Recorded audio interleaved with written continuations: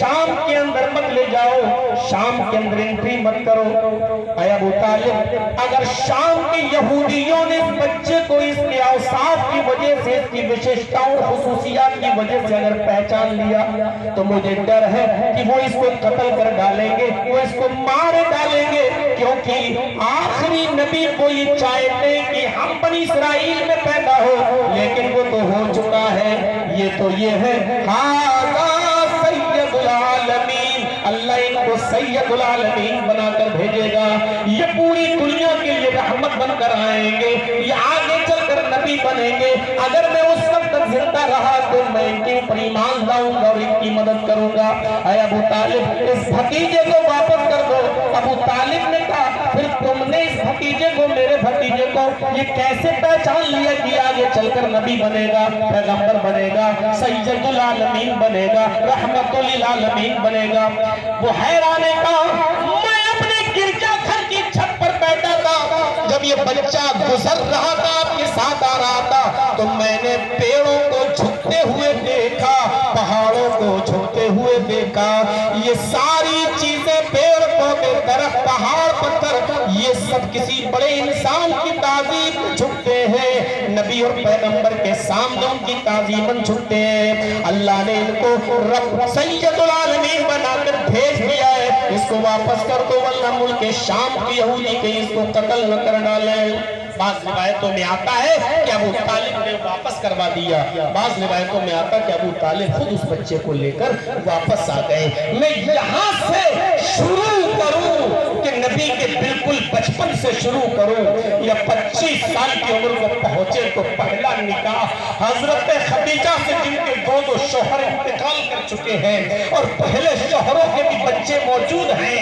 25 साल का एक नौजवान अपनी हर किस्म की ख्वाहिशात की कुर्बानी करके एक 40 साल की अधेड़ उम्र औरत से, उसके दो शौहर इस दुनिया से रुखसत हो चुके हैं, उसके पास बच्चे भी हैं पहले शौहरों से, लेकिन मोहम्मद अरबी उस 25 साल की उम्र में 40 साल की उस खदीजा से शादी करते हैं और ये पागल कराते हैं कि सुनो, आज के बाद जब भी अल्लाह मुझे नबी बनाकर भेजेगा, ये मेरा आज मैसेज है, मेरा पैगाम है कि जिन औरतों को तलाक दे दी गई है या जो औरतें बेवा हो गई है, उनको भी दोबारा अपनी जिंदगी को असरे नौ दोबारा फिर से शुरू करने का हक है, उनको भी दूसरा निकाह करने का हक है, उनको भी अपनी जवानी को चार दीवारी में बर्बाद करने का हक नहीं है, वो भी जायज तरीके से निकाह करके अपनी जिंदगी को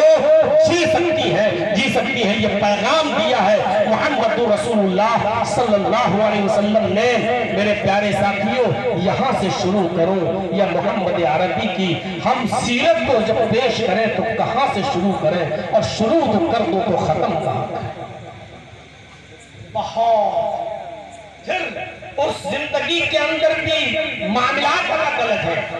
13 साल की मक्की जिंदगी और 10 साल की मदनी जिंदगी, हम मक्की जिंदगी का जिक्र करें या मदनी जिंदगी का जिक्र करें, इसलिए सीरतुन नबी का जब उन्वान दिया करो तो उलमा को उसके किसी हिस्से से जोड़ दिया करो कि आपको नबी अकरम के इब्तिदाई हालात बयान करना है, आपको नबी अकरम की जवानी के हालात बयान करना है, या आपको सीरत तैयबा के मौजू पर अज़दवाजी जिंदगी, मियां और बीवी के क्या हुकूक और नबी ने कैसे जिंदगी गुजारी, इसको बयान करना है, या नबी अकरम की मक्की जिंदगी को बयान करना है, या नबी अकरम की मदनी जिंदगी को बयान करना है, या नबी अकरम सल्लल्लाहु अलैहि वसल्लम की जो मुस्तकिल कई हैसियतें हैं।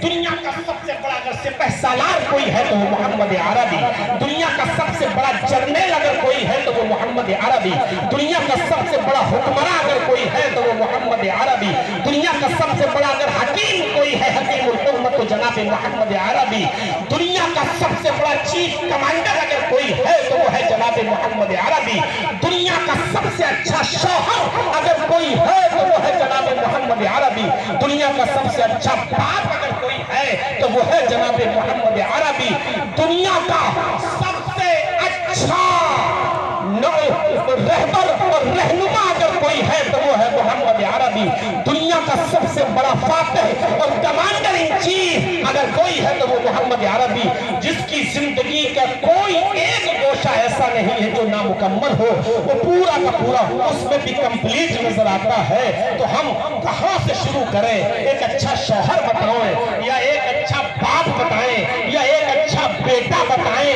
یا ایک اچھا جرنیل بتائیں، یا ایک اچھا کمانڈر ان چیف بتائیں، یا ایک اچھا حکمراں بتائیں؟ کیا بتائیں؟ کہاں سے شروع کریں اور نبی اکرم کی زندگی کو کہاں پہ ختم کریں؟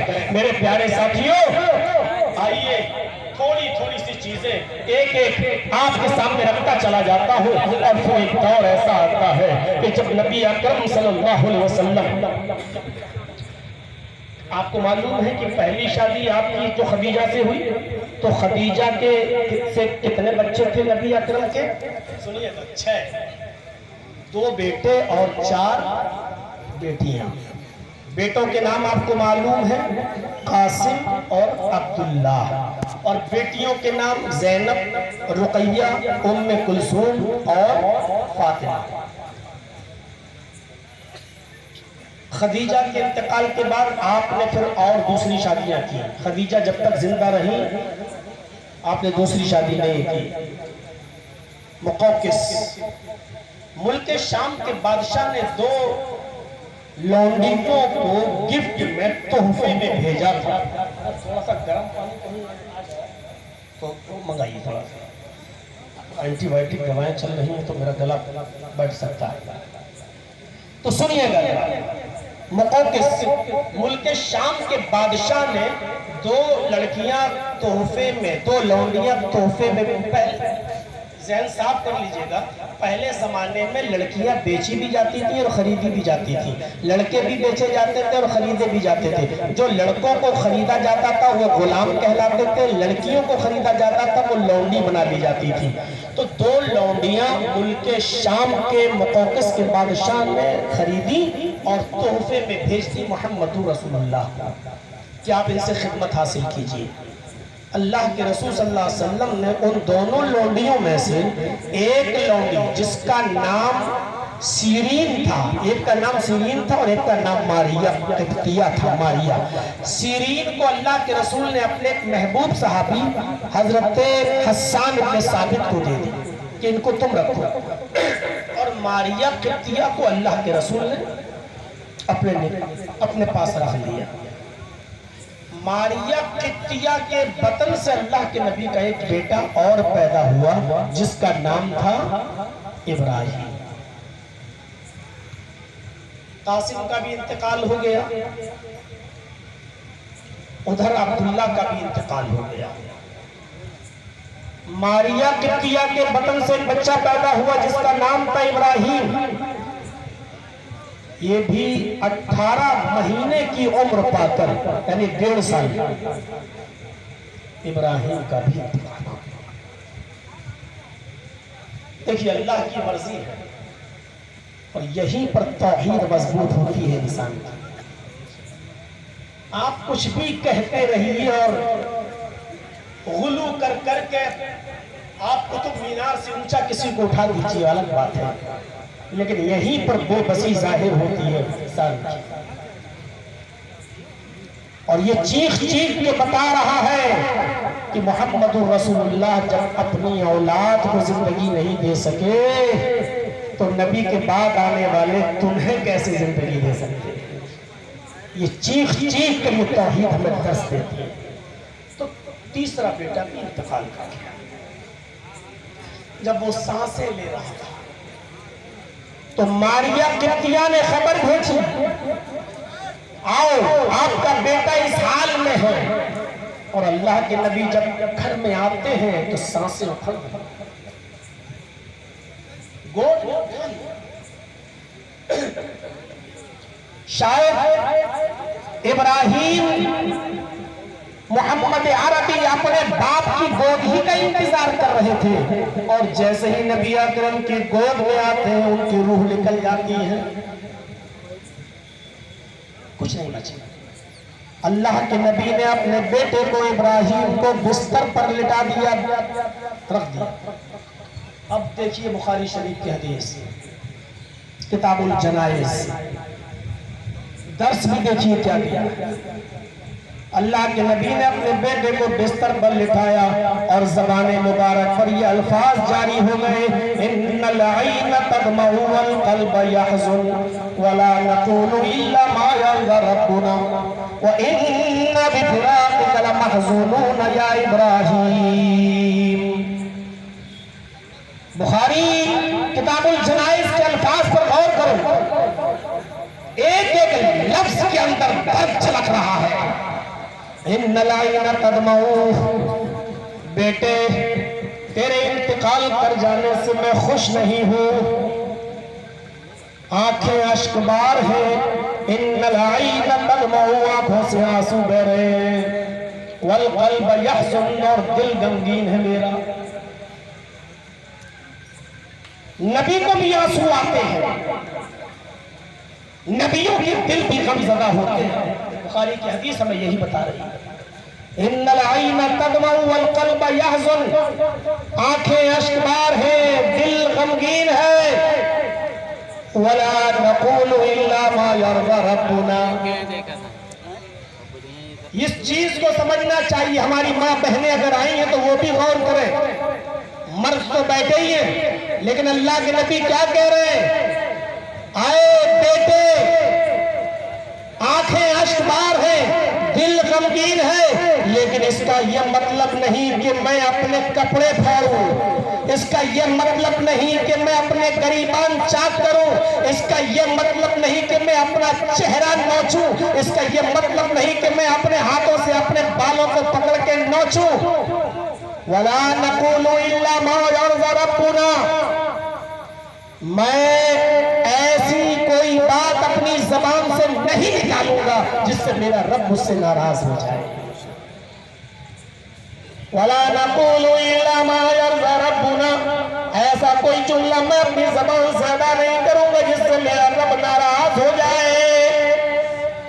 وَإِنَّ بِفِرَاقِكَ لَمَحْزُونُونَ، ہاں تیری جدائی سے میں غمگین ہوں، میں پریشان ہوں، مجھے تکلیف ضرور ہوئی ہے، لیکن اللہ کی مرضی تھی، اللہ کو یہی پسند تھا، اس میں میں کچھ نہیں کر سکتا ہوں۔ یہ درس دے رہے ماں میں تمام ماں کے سامنے بیٹھ کر۔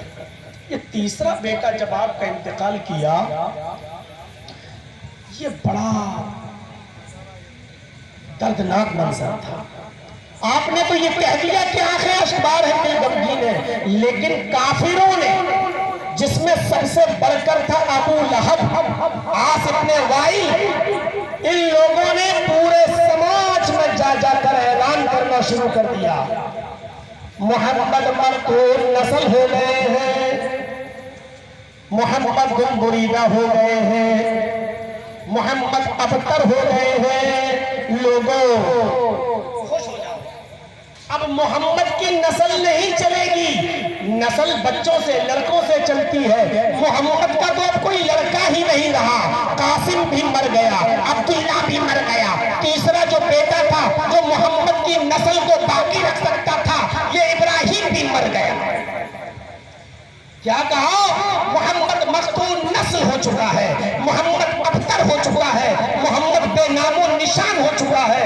بس محمد جب تک زندہ ہے، محمد کا دین بھی اسی وقت تک زندہ ہے، محمد مرے گا، نعوذ باللہ من ذالک۔ میں ان کے الفاظ نقل کر رہا ہوں، نقل کفر، کفر نباشر، کافروں کے الفاظ کو انہی کے الفاظوں میں نقل کرنا کفر نہیں کہلاتا ہے۔ میرے پیارے ساتھیوں، عاص ابن وائل اور ابو لہب نے کیا کہا؟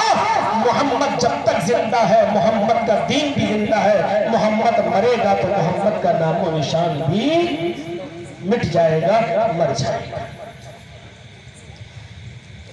یہ خبر جب اللہ کے نبی کو ملی تو نبی اکرم بہت پریشان ہوئے، نمازیں پڑھ پڑھ کر دعا کی اور اللہ سے سوال کرنے لگے کہ الہ العالمین، کیا میرے انتقال کے بعد، کیا اس دنیا سے میرے رخصت ہو جانے کے بعد کیا دین بھی رخصت ہو جائے گا؟ جس کو صحابہ اپنے خون سے سینچ رہے ہیں، اپنے جانوں کی قربانی دے کر اس کی آپ پاشی کر رہے ہیں، اس کو دوسروں تک پہنچا رہے ہیں، اس کو پھیلا رہے ہیں، کیا میرے رخصت ہونے کے ساتھ ساتھ یہ دین بھی رخصت ہو جائے گا؟ کیا پھر کوئی کوئی اللہ اللہ کہنے والا نہیں ہوگا؟ کیا اس دنیا میں میرا نام مٹ جائے گا پھر کوئی میرا نام لینے والا نہیں ہوگا؟ کیا یہ دین بالکل مٹ جائے گا؟ اللہ تعالیٰ نے اپنے حبیب کو روتے ہوئے دیکھا، ان کی آنکھوں میں آنسو دیکھے تو فرمایا جبریل جاؤ اور میرے نبی کو تسلی دو، میرے نبی کے زخمی دل پر مرہم رکھ کر آؤ۔ اور اللہ تعالیٰ نے قرآن کی یہ 3 آیتیں نازل فرما دی، یہ پوری کی پوری سورت نازل فرمائی، اور جناب محمد رسول اللہ کے پاس جبرائیل علیہ السلام یہی قرآن کی سورت لے کر نازل ہوتے ہیں جو میں نے خطبہ مسنونہ کے بعد پڑھی، اِنَّا آتَيْنَاكَ الْكَوْثَرَ فَصَلِّ لِرَبِّكَ وَانْحَرْ إِنَّ شَانِئَكَ هُوَ الْأَبْتَرُ۔ جیسے ہی جبریل آئے قرآن کی ان آیتوں کو لے کر اور نبی اکرم پر نازل فرمائی، اللہ فرماتا ہے اِنَّا آتَيْنَاكَ الْكَوْثَرَ، اے محمد صلی اللہ علیہ وسلم ہم نے آپ کو بہت سی بھلائیوں سے نوازا ہے، اِنَّا آتَيْنَاكَ الْكَوْثَرَ، ہم نے آپ کو خیر کثیر سے نوازا ہے۔ کوثر کثیر سے مشتق ہے، ایک بھلائی نہیں۔ کچھ علماء نے اور مفسروں نے اس کا ترجمہ یہ بھی کیا کہ میں نے آپ کو حوض کوثر عطا کیا، لیکن کوثر کثیر سے مشتق ہے، اس میں ایک خوبی نہیں ہے، بہت سی بھلائیاں ہیں، انہی بہت سی بھلائیوں میں حوض کوثر بھی ہے۔ اِنَّا آتَيْنَاكَ الْكَوْثَرَ، ہم نے آپ کو بہت سی بھلائیوں سے بہت سی خوبیوں سے نوازا ہے۔ فَصَلِّ لِرَبِّكَ وَانْحَرْ، انعام کے طور پر، انعامات خدا بندی کے طور پر آپ اپنے رب کے لیے نماز پڑھتے رہیے اور قربانی کرتے رہیے۔ آپ جیسے نماز پڑھ رہے ہو اور قربانی کر رہے ہو ویسے ہی کرتے رہیے۔ ان دشمنوں کی باتوں میں مت آئیے کہ آپ کے انتقال کے بعد آپ کا نام و نشان مٹ جائے گا، یا آپ کے اس دنیا سے رخصت ہو جانے کے بعد نام و نشان مٹ جائے گا، آپ کا نہیں مٹے گا۔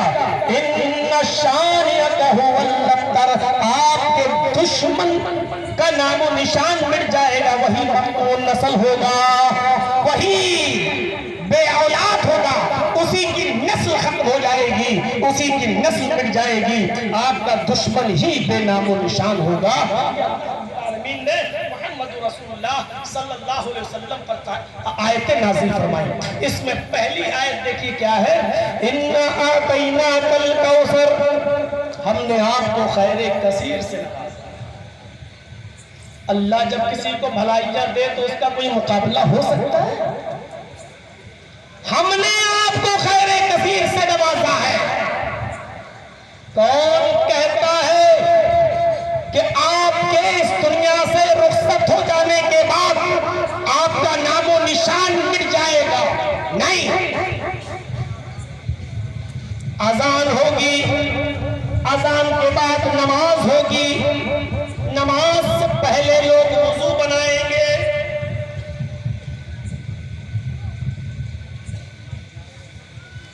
نماز سے پہلے لوگ وضو بنائیں گے، اس وضو میں جہاں میرا نام لیا جائے گا، بسم اللہ کہہ کر اللہ کا نام لیا جائے گا، اے نبی کون کہتا ہے کہ آپ کا نام و نشان مل جائے گا؟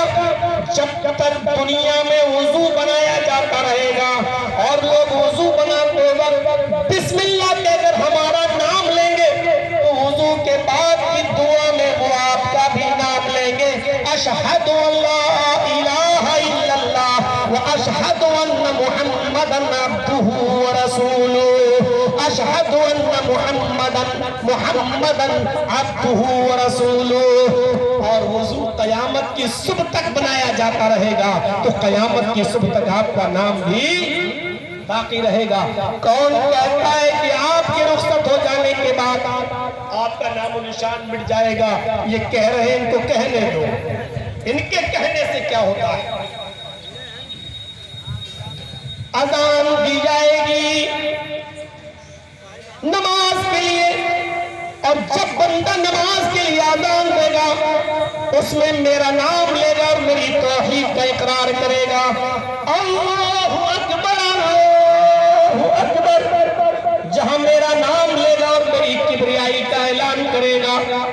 میری توحید کی گواہی دے گا، اشہدو ان لا الہ الا اللہ، تو قسم ہے مجھے اپنے عزت و جلال کی، اس کی اذان اس وقت تک مکمل نہیں ہوگی جب تک وہ میری توحید کے اقرار کے ساتھ ساتھ آپ کی رسالت کا اعلان نہ کر دے اور آپ کا بھی نام نہ لے لے۔ جب تک وہ اشہدو ان لا الہ الا اللہ کہے گا، اس کو اشہدو ان محمد رسول اللہ یہ بھی کہنا پڑے گا، اور اذان قیامت کی صبح تک دی جاتی رہے گی۔ قیامت کی صبح تک جب تک میرا نام لیا جائے گا، میرے نام کے ترنت بعد آپ کا نام بھی لیا جائے گا۔ میں نے اپنے نام کے ساتھ ساتھ آپ کے نام کو بھی جوڑ لیا ہے، اس لیے اے نبی آپ کبیدہ خاطر مت ہوئیے، آپ رنجیدہ مت ہوئیے، آپ مغموم مت ہوئیے، آپ غمزدہ مت ہوئیے، آپ افسردہ مت ہوئیے، آپ پریشان مت ہوئیے۔ جب تک میرا نام لیا جائے گا، اس دھرتی پر آپ کا نام بھی لیا جاتا رہے گا۔ یہ جو کہہ رہے محمد مقتول نسل ہو گئے، ان شانئک ھو الابتر، آپ اپنی آنکھوں سے دیکھیں گے کہ وہ خود ہی مقتول نسل ہوگا، اس کی اولاد وہ خود تم بریدہ ہوگا، وہ خود ہی ابتر ہوگا، وہ خود ہی تم کٹا ہوا ہو جائے گا، اس کی نسل نہیں چلے گی، اس کا نام و نشان مٹ جائے گا۔ کون کہتا ہے کہ آپ کا نام مٹ جائے گا؟ زخمی دل، مرہم رکھا جا رہا زخمی دل پر۔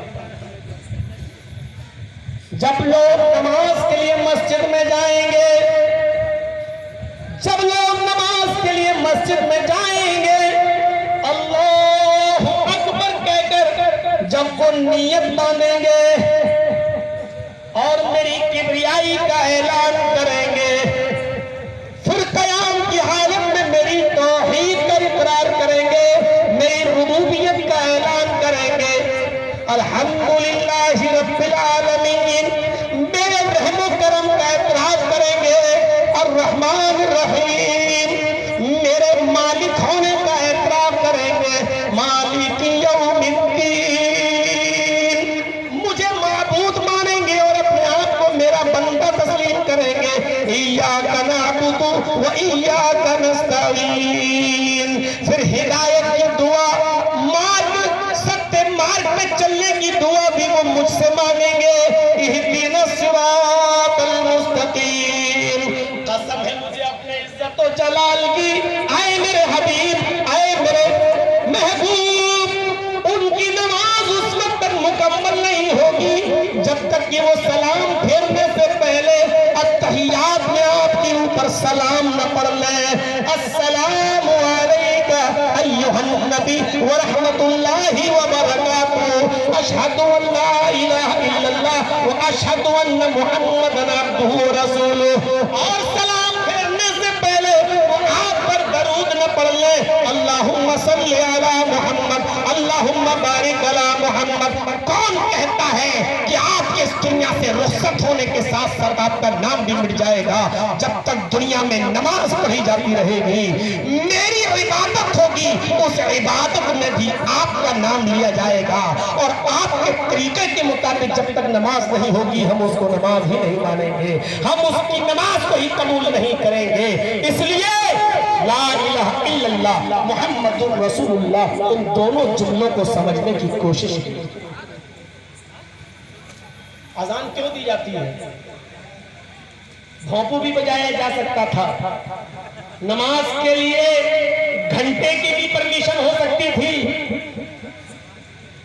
بہت سی جگہوں پر آج بھی افطاری کے وقت کا اعلان کرنے کے لیے ایک گولا چھوڑا جاتا ہے آتش بازی کا، جس سے لگتا ہے کہ ہاں گولا چھوٹ گیا، اب آپ روزہ افطار کر لیجیے، یہ طریقہ بھی اپنایا جا سکتا تھا، لیکن نماز کے لیے تمام طریقے نہیں۔ اذان کیوں؟ کیونکہ دنیا کے لوگ کن وجہوں سے نمازیں چھوڑتے ہیں، یہ نماز کی اذان ہمیں بتاتی ہے۔ آپ کسان ہیں تو کھیتی باڑی میں مصروف ہو سکتے ہیں، آپ انصاری ہیں، لوم چلاتے ہیں، کپڑا بنتے ہیں، تو آپ اپنی مشینوں میں پاور لوم اور ہینڈ لوم میں मसरूफ हो सकते हैं। आप अगर शॉपर दुकानदार हैं तो अपनी दुकान पर बैठ सकते हैं, आप ऑफिसर हैं तो अपने ऑफिस में हो सकते हैं, आप डॉक्टर हैं तो अपनी क्लिनिक्स और अपने हॉस्पिटल में बैठे हो सकते हैं। इसलिए जो आदमी जो बिजनेस और जो पेशे से जुड़ा है उसके लिए वो बहुत बड़ी चीज है, लेकिन नमाज के लिए बड़ी चीजों की कुर्बानी दी जाएगी। पहला जुमला अल्लाहु अकबर, अल्लाहु अकबर। अल्लाह सबसे बड़ा है, अल्लाह सबसे बड़ा है। इसका मतलब ये है कि मुअज्जिन ऐलान कर रहा है, ऐ किसान, अगर तू अपने खेत को सबसे बड़ा समझता है तो इस आवाज पर तू ध्यान नहीं देगा। ऐ अंसारी, अगर तू अपने कारोबार लूम और हैंडलूम को अगर बड़ा समझता है तो तेरे लिए अल्लाह की किबरियाई कोई माना नहीं रखेगी। ऐ डॉक्टर, अगर तेरे लिए मरीज ज्यादा इंपॉर्टेंट है और वो ज्यादा बड़ा है तो सुन ले, कान के पर्दे खोल कर तेरे लिए मस्जिद में आने वाली अल्लाहू अकबर की आवाज तेरे लिए कोई बड़ी हैसियत नहीं रखती है। अगर इन तमाम चीजों से बढ़कर तुम अल्लाह को मानते हो तो इसी वक्त अपनी चीज छोड़ दो, अपना बिजनेस छोड़ो, अपना कारोबार बंद करो और फौरन तुम मस्जिद के लिए निकल पड़ो।